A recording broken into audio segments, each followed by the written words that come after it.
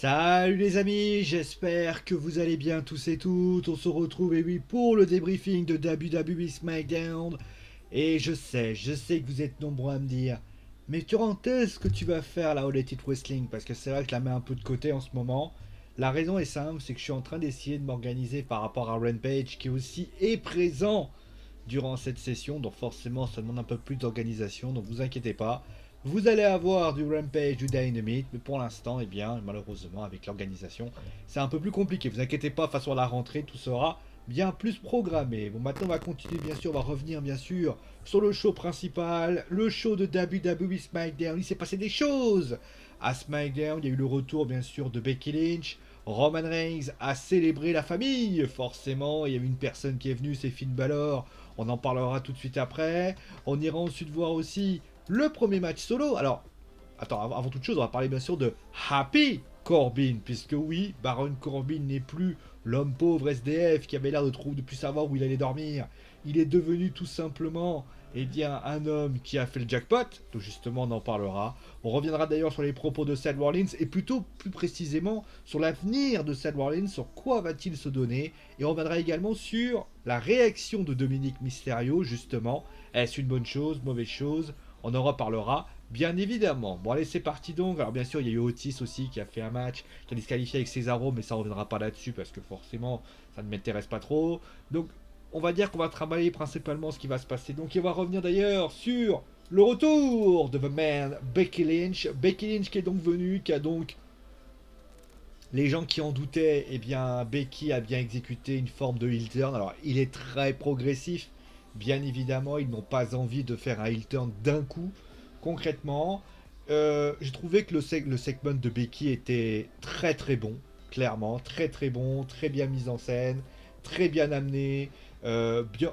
C'est même d'ailleurs ce qui est étonnant, c'est que Becky, quand elle parle, elle a ce côté vraiment bien posé, bien mis en scène, bien mis en tout ce que tu veux.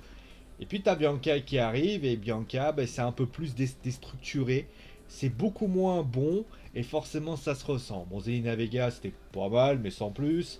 Et bien évidemment, on va parler aussi de Carmella qui est venue, mais on va dire que aussi ça c'était sans plus.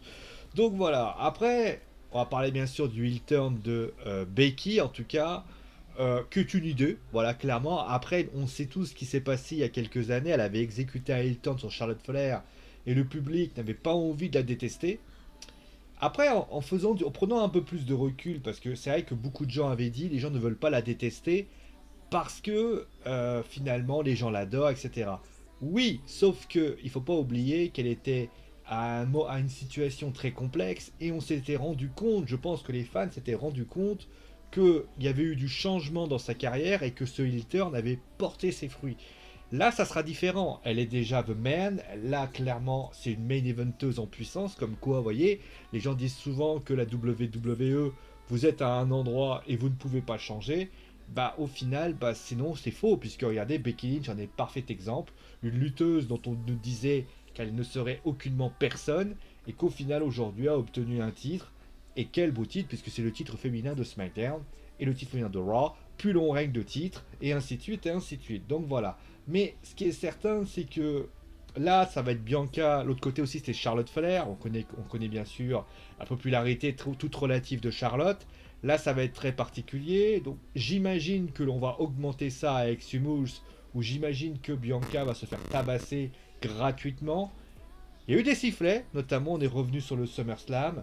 Je pense que les choses vont revenir progressivement. Et j'imagine d'ailleurs, j'espère en tout cas, qu'on ait une forme de heel turn progressif à la mode CM Punk. C'est peut-être la solution qui pourrait être pas mal. On sait que CM Punk était extrêmement populaire lorsqu'il était sur le coup. Il avait commencé à faire son coup de la corde à linge sur le Rock. Le public était à fond sur lui au début. Et au fil du temps, il a réussi à se faire détester. Ça va être la mission de Becky. C'est-à-dire Becky maintenant doit passer d'un statut de face, en clair acclamé par la foule, à un statut de heel. C'est son moment. Voilà, on va voir comment ça se passe. Donc voilà. Pour le match en lui-même, bon, il était bien. Voilà, il était bien. C'est intéressant de voir que Liv est quand même restée donc la dernière éliminée. Ce qui peut signifier quand même que la WWE croit beaucoup en la petite. Encore une fois, je l'appelle la petite, non pas parce qu'elle est petite, la petite parce que c'est bien sûr qu'elle est petite, mais c'est surtout parce que je considère qu'elle a encore besoin d'apprendre, elle est encore très jeune, elle a besoin encore une fois de progresser, c'est une lutteuse qui a sans doute un bon move skill qui est pas mal. Au niveau micro, ça va mieux, voilà, ça va beaucoup mieux, mais voilà, il faut qu'elle laisse le temps. Moi j'aurais préféré, moi pour la vérité, moi je l'aurais envoyé à NXT. Je pense qu'à NXT, elle aurait pu créer son histoire, mettre les choses en place et après revenir tranquillement. Là, la faire rester ici, je suis pas sûr encore qu'elle est assez mûre, vous voyez. C'est pour ça que quand les gens me disent on veut livre, on veut livre, on veut livre, soyez un petit peu plus patient parce que, alors, vous voyez, par exemple Bianca, là aujourd'hui elle est revenue, elle a perdu ce titre, etc. Ça va, elle va pas subir le contre-coup. Liv, elle échoue la ceinture, prenez Nikki ASH, aux dernières nouvelles, là elle est avec Rhea, et je crois que Rhea d'ailleurs est très content de la prendre dans ses bras, mais aux dernières nouvelles, quelqu'un comme Nikki va avoir du mal à se relever, à avoir un nouveau match. Donc voilà, c'est aussi la perduralité qui est importante. On va passer maintenant à ça. Donc, et oui, le Tribal Chief est venu donc célébrer. Malheureusement, il n'a pas eu le temps de célébrer puisque Finn Balor est passé par là. Et donc, avec les Street Profits, cela a donc donné quelques informations. Bah, la première information qu'on va donner, c'est que Finn Balor s'est déclaré, clairement. Je vais revenir sur Brock Lesnar après, hein, vous inquiétez pas. Que les Street Profits eh bien, affronteront les Usos, c'est les futurs challengers aux Usos. Justement, on reviendra d'ailleurs pour les ceintures par équipe, puisque ça veut dire qu'il va sans doute y avoir une dissolution de la team Mysterio, mais ça, on reviendra tout de suite après. Donc, voilà, donc le segment était relativement court, donc on va pas le juger en tant que tel. Pour ce qui s'agit de Finn Balor, il a bien parlé. Il a parlé en The Prince, et honnêtement, j'ai trouvé ça très sympathique. Après, pour Brock, alors maintenant, on va parler à Brock. Brock qui est venu, qui a discuté avec Roman. Alors, ils ont essayé un petit peu de faire noyer le poisson avec Paul Heyman sur le fait, est-ce que tu le savais, est-ce que notamment Jimmy et Jay, hein, les Usos, qui ont commencé à faire ça. On a vu notamment Roman la mine très grave, dans le sens où il se demandait peut-être ce qui se passait avec tout ça, avec l'arrivée de Brock Lesnar, etc., etc. Manière de dire droit dans les yeux, voilà, ça sent la merde. Et ça, c'est pas bon, voilà. Mais j'ai envie de dire, il manque des choses. Il manque des choses parce que dans l'idée, vous voulez. Alors, ils ont décidé de mettre plein de challengers pour finalement faire patienter parce que j'imagine que la WWE va faire défier Roman à Brock lors du côté de Crown Jewel, du côté de là du show de l'Arabie Saoudite. Je le vois gros comme une maison. Alors après, je peux me tromper, hein, mais je le vois gros comme une pastèque par rapport à ça. Même si, il faut quand même faire un même si, les soucis notamment liés au Covid pourraient revenir, donc ça peut imaginer un Crown Jewel qui pourrait partir en vrille. Et plus important, on a vu notamment, alors je sais pas, je suis pas très bon en géographie, donc ne me demandez pas, ça se trouve les personnes qui ont vraiment une bonne dose de géographie pourront peut-être en parler mieux que moi. Mais on sait que les Français ont été transférés du côté d'Abu Dhabi, si je me souviens bien. Est-ce que la WWE, sachant que les Américains ont, comme qui dirait, va commencer à avoir des rixes avec l'Afghanistan, est-ce que concrètement le gouvernement américain ne peut pas dire à un moment donné à la WWE, c'est un moment à risque, est-ce que vous pensez réellement que les Afghans vont vous accepter, enfin les Afghans, que les Saoudiens, c'est une bonne idée? On peut l'imaginer, voilà. Surtout que, rappelle quand même, après, moi j'ai envie de dire, si ça marche, on pourra tenter la Coupe du Monde du Qatar sans problème, tu vois ce que je veux dire. Mais bon, je digresse. En tout cas, moi en tout cas, ce qui me gêne avec ça, c'est pas forcément le fait qu'il y a ça, c'est le fait que, comment vous dire, moi le problème de cette rivalité, c'est que tu nous mets Brock au SummerSlam. Alors, il y a eu un gros pop, tout le monde était content, les gens, bon, après les gens vont plus être contents dans quelques semaines parce que Brock sera plus là, etc., etc. Tu essayes un petit peu de mettre en place le fait que Paul, on sait pas trop pour comment il pouvait savoir, etc. Lui, il essaie de se défendre en disant, mais non, mais moi je suis avec le Tribal Chief, donc Roman Reigns, etc., etc. Je suis un allié. Et là, tu te dis dans ta tête, et justement, à un moment donné, il faut une célébration. Donc la célébration, déjà, elle fait hors sujet par rapport à ce qui s'est passé justement la semaine dernière, donc dimanche. Moi, le problème, il est sur deux points. Un, Brock est pas là. Et là, ça pose un problème. Pourquoi? Vous, en fait, on va prendre l'exemple concret d'un plat. Quand vous faites un plat, l'objectif, c'est quoi? C'est de le manger le plus vite possible. On est bien d'accord. C'est de le manger le plus vite possible. Donc si vous le mangez, il faut surtout éviter, voilà, il faut le manger le plus vite possible. Si vous attendez que ce plat, vous l'attendez une semaine, enfin vous attendez quelques minutes, voire quelques, allez, on va dire 10 minutes, 20 minutes, 30 minutes, le plat va refroidir. Et au bout d'un moment, à force d'avoir ce plat qui va refroidir, bah le plat, et bah finalement vous en aurez plus autant envie. Vous voyez ce que je veux dire? Au début, vous allez dire, ah c'est chaud, je vais attendre un peu. Là, le cas Lesnar, il est bouillant. Donc on fait attention, on ne veut pas se brûler. Ça, ok. Ça, c'était au SummerSlam. C'est pour ça qu'ils n'ont pas tenté de F5, c'est pour ça qu'ils n'ont pas fait. On peut comprendre. C'était le momentum, etc. Sauf que là, il y a une semaine qui est passée. Et le truc, c'est que là, il n'y a rien eu vraiment de référence. Il y a eu quelques références à Lesnar, de Finn Balor, des Usos. Mais aux dernières nouvelles, il n'y a rien eu d'autre. Kayla a essayé, il n'y a rien eu d'autre. Moi, je suis désolé, tu vois un truc comme ça. Est-ce que Finn Balor, je pose la question, hein, est-ce que Finn Balor n'a pas pu patienter un peu? Est-ce qu'on n'aurait pas pu laisser un temps d'antenne plus long? Pourquoi?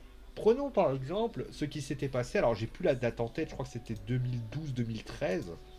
Ça me rajeunit pas d'ailleurs. Attendez, je vais vous sortir ça. Alors, nous sommes en réalité avec Brock Lesnar, voilà. C'était en 2013. En 2013, eh bien, tout simplement, euh, Punk demande un match à Paul Heyman. Pourquoi? Parce qu'il sait qu'il y a une association. Et il demande aussi à CM Punk, il demande à Brock, il demande à Paul, est-ce que tu as y à voir à quelque chose? Est-ce que tu as demandé qu'il m'attaque? Etc. etc. D'ailleurs, ce qui donnera d'ailleurs un début de rivalité entre Paul Heyman et CM Punk. À un moment donné, la première chose que fait Punk, il va voir Paul, il lui dit, est-ce que tu as fait ça? Paul lui répond, non, j'ai pas fait ça, etc. etc. Certes, vous allez me dire, oui, mais c'est redondant parce que tu t'en souviens. Sauf que, c'est là, il y a un sauf que.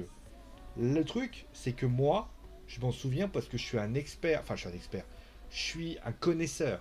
Dans le sens où je connais les histoires. Il y a quelque chose qui a lieu il y a 8 ans, ça reste encore dans ma tête. Vous voyez? Je dis pas que je suis un expert dans le sens où je connais toute l'histoire, je sais qu'est-ce qui s'est passé à tel moment. Ce que je veux dire par là, c'est que je sais, entre guillemets, les stories, entre guillemets. Je vais pas me connaître pas tout en détail, mais je vais quand même. C'est très voilà, la référence story CM Punk, je m'en rappelle. Je me rappelle de comment les choses avaient été faites, comment les choses avaient été mises en place, comment les choses avaient été organisées. Et ça avait d'ailleurs donné un très bon match au demeurant. Et le truc, c'est que là, les gens qui se disent bon experts du catch, parce que eux, voilà, ils ont jamais fait référence à ça. Jamais. Pourquoi? Parce que ils ont oublié ça. Parce qu'ils ont oublié, parce qu'ils sont sur un autre contexte, etc. Je juge pas la pierre, encore une fois, je suis pas là pour ça. Mais il y a un truc que je voulais dire, c'est qu'à la limite, Roman doit aller voir Paul et lui dire, écoute, je vais pas tourner autour du pot, quitte à mettre les housseaux autour de lui, qu'est-ce que... J'ai posé une question, j'ai eu le sentiment qu'il y a un truc bizarre, c'est une célébration, honnêtement la célébration elle a un goût amer, etc. etc. Autrement dit, est-ce que tu as à voir y avoir quelque chose? Après, il peut dire tu tribal chief. Mais non, arrête avec ton tribal chief. Bon, je sais que tu connais Brock aussi bien que moi. Est-ce que tu as voulu faire quelque chose, etc. Vous voyez, ça aurait été plus de momentum. Là, on aurait parlé de Brock et à ce moment-là, il aurait fait écoute, moi, j'ai fait ça pour toi, j'ai fait ça pour toi. Si je me suis intégré à toi, c'est parce que je voyais ça. Tu sais, quand j'étais à la ECW, machin. Quitte à rappeler l'histoire. Vous voyez ce que je veux dire? Donc, quand ça fait 8 ans que ça a eu lieu, les gens, il y a prescription, comme on dit, les gens ont un peu oublié. Bon, moi je fais une exception qui confirme la règle peut-être, mais concrètement, voilà, tout simplement. Et je rappelle, après je sais ce que vous allez me dire, oui mais Brock il a que 8 matchs en un an et demi. Alors, sans doute, Crown Jewel, il va y avoir cette discussion. Ça veut dire que il va y avoir. Mais le truc c'est que comme il est arrivé et qu'au final il est plus là, bon, au final tout le monde s'en branlera en fait. Et quand il va revenir, les gens vont être contents, mais on va dire ah eh ben ça fait longtemps t'avais pas vu. Vous voyez où je veux en venir ou pas? Ou est-ce que c'est trop compliqué? Si c'est trop compliqué, n'hésitez pas à m'envoyer un message. Mais concrètement, attention à ne pas faire durer pour durer. Le teasing, c'est dangereux. En plus, il n'y a même pas eu de teasing en fait. Voilà. Bon, la semaine prochaine, on verra ce qui se passera pour Finn Balor, ça pour ainsi dire. Ensuite, on a eu donc Happy Corbin, parce qu'il faut l'appeler maintenant Happy Corbin. C'est pas une surprise, alors les gens n'ont pas aimé ce nouveau nom, Happy, parce que voilà. Je suis pas d'accord, parce que souvent, quand vous gagnez vraiment, quand vous repassez de partité de loin, le mec il était tellement au fond du gouffre qu'il a fait ça. Surtout que, je précise, son personnage, moi, alors les gens l'ont comparé à JBL. Je vois pas en quoi il ressemble à JBL. Alors, les gens, alors, ce qui est bien d'ailleurs avec certains, c'est qu'ils ont comparé à JBL parce qu'il avait une limousine. Je dis, Ted DiBiase, il avait quoi? Ah oui. Non, ce qu'il aurait dû faire concrètement, ce qu'il aurait dû faire, voilà. Par contre, ça me gêne. Alors, sur l'idée, alors, Happy Corbin, le côté heal, j'ai pas de problème avec cette idée-là. D'ailleurs, en plus, il l'a bien géré. Honnêtement, son segment est plutôt bon. J'ai adoré ça. Le fait qu'il veut acheter la mallette, c'est pas mal. Franchement, c'est sympa. Le problème, c'est que ça fait la gimmick du Billion Dollar Man tel DiBiase. C'est tout. Il n'y a qu'à dire que ça. Je veux t'acheter cette mallette par tous les moyens parce que tout a un prix. Everything on the price of a $1 billion man. Donc ça veut dire qu'il y a ça. Et le truc, c'est que, eh ben, je serais pas contre l'idée qu'il y ait un nouveau Ted DiBiase. Problème, pas de problème. Le souci, c'est qu'à NXT, il y en a deux qui sont pareils. Enfin, un en particulier, LA Knight. Alors ça, vous allez me dire, c'est pas pareil, LA Knight, il caque pas, il est pas en train de parler de sa thune, etc. C'est vrai. C'est vrai, je suis d'accord avec vous, il parle pas de sa thune. Sauf que LA Knight, tout simple, sauf que lui, en fait, Happy Corbin, c'est qu'il s'est pointé avec sa limousine et tout. S'il arrive en mode JBL, pourquoi pas? Pourquoi il pourrait pas? Parce que là, on dit ouais, JBL, c'est un peu du déjà vu, machin. Pourquoi ça pourrait pas? Où est le problème? Si JBL, si Happy Corbin c'est JBL 2.0 et qu'il le gère bien, pourquoi pas? Mais le truc c'est que moi je vois plus un Ted DiBiase. Je vois pas un JBL, je vois un Ted DiBiase. Et Ted DiBiase c'est une gimmick très difficile à gérer. Parce que Ted DiBiase a cette manière de se comporter qui est à la fois touchante et à la fois c'est un énorme salopard. On l'a vu notamment avec Cameron, même s'il a pris ça à la rigolade. Je suis. C'est pour ça, les gens ont comparé à JBL, moi je le vois plus comme un Ted DiBiase qui considère concrètement. Parce qu'il n'est pas dans une optique de rabaisser les gens. Ted DiBiase le faisait en mettant de l'argent, en mettant de si. Vous voyez, je sais pas, moi je vois. Et surtout, il y a trop de gens comme ça. Il y a trop de monde comme ça. Lea Knight et Cameron sont déjà dans cette situation-là, même si Cameron est plus le face et Lea Knight était le heel. Mais concrètement, Happy Corbin, voilà. Après, ils n'ont pas fait de Corbin un face, ce qu'il fallait pas. Il est bien comme il est. Je pense que ça va être les prochains moments, mais vouloir acheter sa mallette, c'est Even the Price of a $1 billion man. Moi, ça m'a fait penser à ça. Donc, à voir comment les choses se passent. Mais je suis très mitigé. J'espère il va réussir. Mais concrètement, je suis très, très perplexe sur la faisabilité parce que je me dis, est-ce qu'il va y arriver? J'espère qu'il réussira, mais attention. Voilà. Et donc on va terminer avec. Ah bah tiens, j'ai mis le truc là, bon c'est pas grave. Seth Rollins qui a donc décidé enfin de se tourner vers les ceintures, le titre universel. Bah, j'ai envie de te dire mieux vaut tard que jamais, parce qu'au bout d'un moment ça devenait un petit peu gênant. Hein. Mais voilà, clairement c'était bien. Voilà, il a décidé. Les gens qui ont commencé à dire oh, il va commencer à faire un face turn, bah non.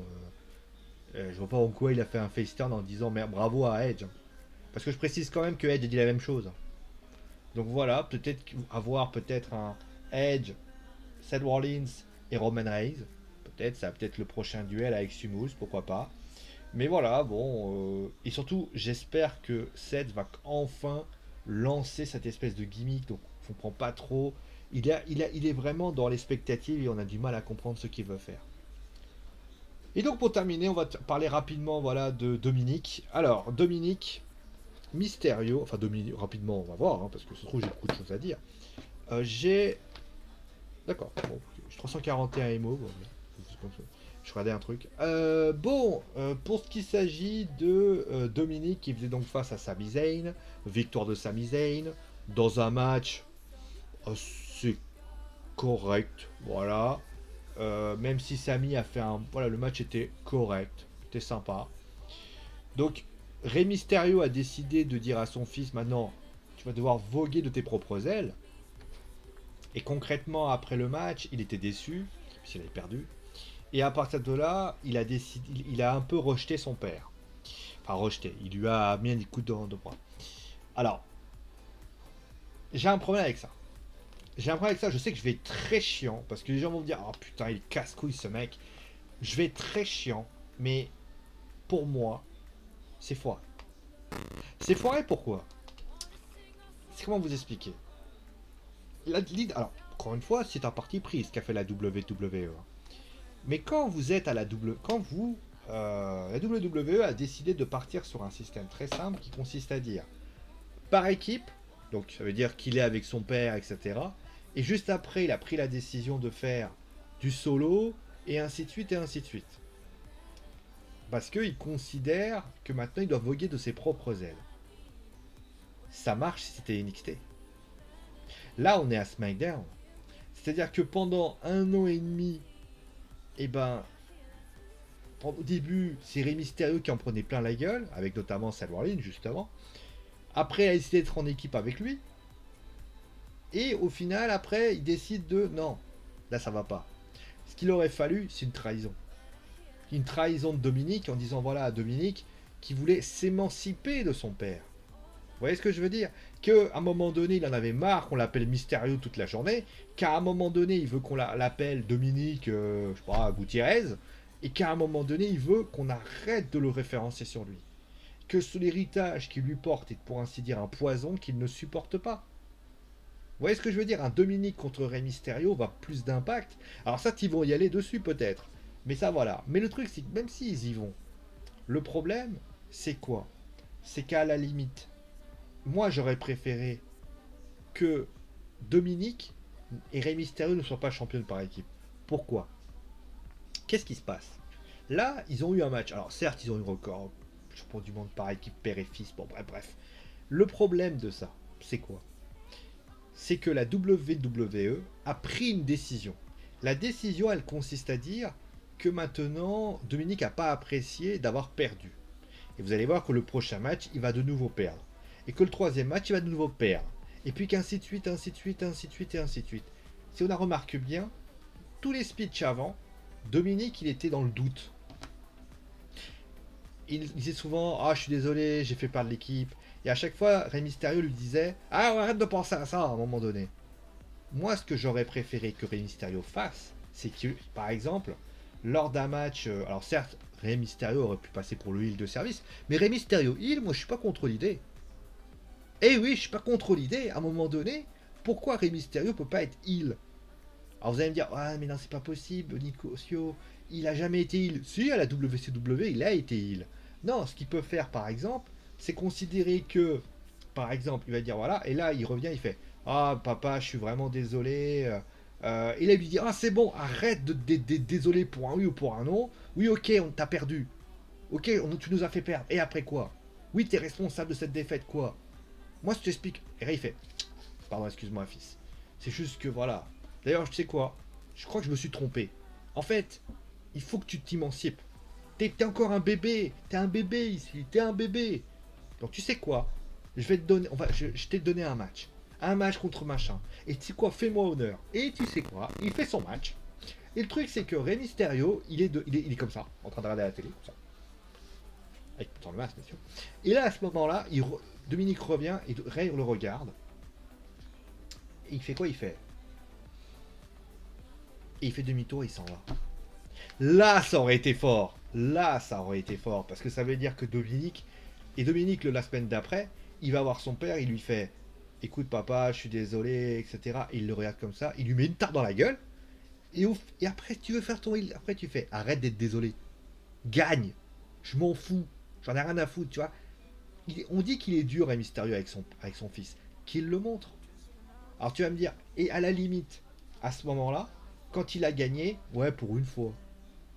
Et à partir de ce moment, tout le monde aurait dit il turn de Rey Mysterio, mais non.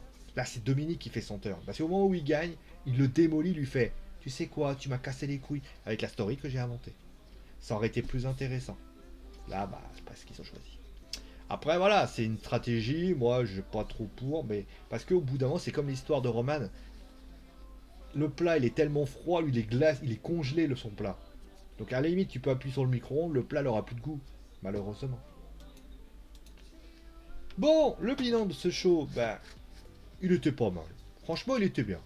Il était bien, et d'ailleurs, je voulais juste revenir sur un point. Si je me mets bien, ne vous inquiétez pas. C'est, je trouve, que la WWE, alors après à tort ou à raison, j'ai l'impression qu'en fait, l'idée de mettre les 3 heures de la WWE Raw, là par exemple, ça, c'est pas un show où il s'est passé beaucoup de choses. Mais en fait, le fait que ce soit plus court, le fait que les matchs étaient quand même plutôt bons, le fait que les segments se tenaient étaient vraiment très intéressant, le fait que bah, il y a des matchs qui étaient peut-être des matchs bouche-trou, et bah finalement elles ne l'étaient pas. Bon, par exemple le match entre euh, Nakamura et son pote et contre les Ziggler et Roode, je l'ai passé, mais parce que j'en avais rien à branler. Mais c'est un match. Tu peux dire, allez, vas-y, je vais regarder les autres. Quand c'est 3 heures, bah, tu te fais chier en fait. Tu te fais chier et ça peut vite devenir un problème. Bon, après, j'espère que les choses continueront comme ça. En tout cas, SmackDown continue, perdure avec le temps. Attention aussi aux audiences, hein, parce que maintenant que Cena est parti, les audiences vont tous faire ça. Il va falloir faire attention. Mais concrètement, moi, après, d'un côté, le retour de Becky Lynch devrait un petit peu alléger tout ça. D'ailleurs, j'ai entendu comme quoi le USA Network n'avait pas apprécié le fait que que Brock et Becky aient atterri du côté de SmackDown. Donc, ils voudraient du big name pour faire venir. Alors j'ai fait le tri des big names qu'on pourrait trouver du côté de SmackDown, que l'on pourrait traîner du côté de Raw. Euh, je vais peut-être un peu être méchant, mais alors à part Seth Rollins, Roman, t'as Seth Rollins, Roman. Alors l'idée qui pourrait fonctionner, c'est de mettre Edge à Raw, mais ça va rien changer en fait. C'est pas parce que vous allez. En fait, les gens ils veulent remplacer Brock, mais Brock il est pas là tout le temps. Donc voilà. Et pour les filles, alors là c'est le désert. Alors après vous allez me dire Bianca, oui alors d'accord. Ben alors faut vite faire revenir Sacha parce que Sacha à un moment donné il va y avoir Becky contre Sacha et le truc c'est que voilà on peut tenter ce truc là. Mais c'est vrai que le roster féminin de SmackDown, je le trouve très. Alors Naomi qui est venue, mais je le trouve assez faible. Donc déjà s'ils te disent que Becky c'est normal qu'elle soit à SmackDown, hein. À un moment donné, c'est là où elle peut faire. Mais après, les gens me diront oui, mais à Raw, excuse-moi, c'est pas non plus la joie. Après, on vous rappelle quand même pour information que Tony Storm doit faire ses débuts à un moment donné et j'ai toujours pas de nouvelles. Ah, d'ailleurs, on va taper Tony Storm d'ailleurs hein, pendant que je suis là. Tony Storm. Voilà. Ah, non, pas l'image. Actualité. Alors, après avoir appris donc ce qui est bien, c'est que j'apprends que Tony Storm est bisexuel. J'en ai rien à foutre en fait. Ce que j'aime bien, c'est les news-24.fr. Ils t'apprennent des choses. Voilà, je suppose que c'est. Voilà, je suis. Voilà, ok, super. Bah, j'aimerais savoir en fait quand est-ce qu'elle va débarquer à SmackDown en fait. Un tournoi King of the Ring. Ah ouais, elle avait fait ses débuts déjà. Ah, elle avait défié Zelina Vega. D'accord. Bah en fait, elle a. Et depuis, elle a disparu. Voilà. Donc c'est bien. Hein, voilà, merci la WWE hein, de nous faire oublier certaines choses. Voilà, vous avez vu, j'ai tellement oublié que voilà. Bon allez, merci à tout le monde en tout cas d'avoir suivi l'émission, portez-vous bien, et bien évidemment, si vous avez envie, mettez la cloche, amusez-vous, likez, partagez, comme toujours, c'est mon dernier mot, parce que je l'ai dit. Allez, ciao les amis.